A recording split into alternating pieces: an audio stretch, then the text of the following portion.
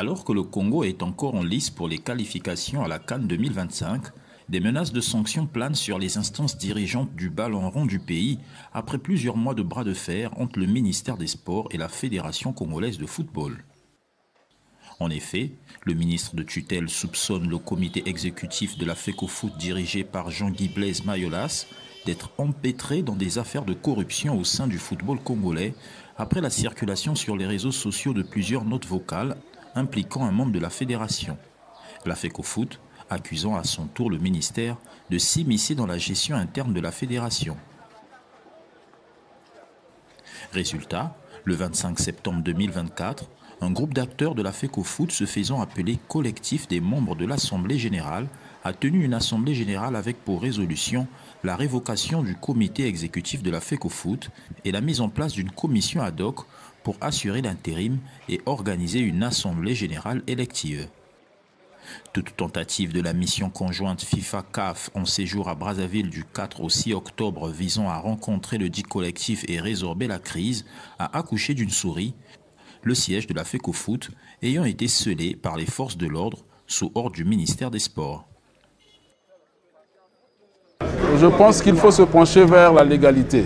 Si nous tous nous reconnaissons la FIFA et la CAF comme des instances suprêmes du football, nous devons marcher selon les règles édictées par la FIFA. La crise s'est déjà installée. Ce que nous craignons, c'est juste les suspensions de la FIFA. Parce que c'est le Congo qui va beaucoup perdre et la jeunesse congolaise qui est jetée dans la rue.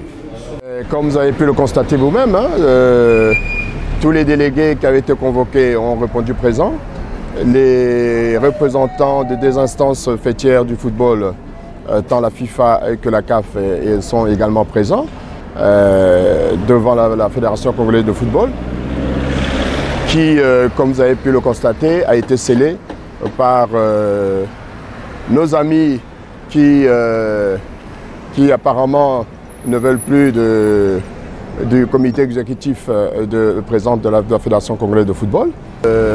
Qu'ils le veuillent ou pas, sur le plan international et au niveau de la FIFA, le comité exécutif qui est reconnu, c'est celui du président Mayolas. Dans l'intérêt du football général, il eût fallu que nous puissions nous asseoir tous et essayer de débattre de différends qui nous opposent pour pouvoir trouver une solution.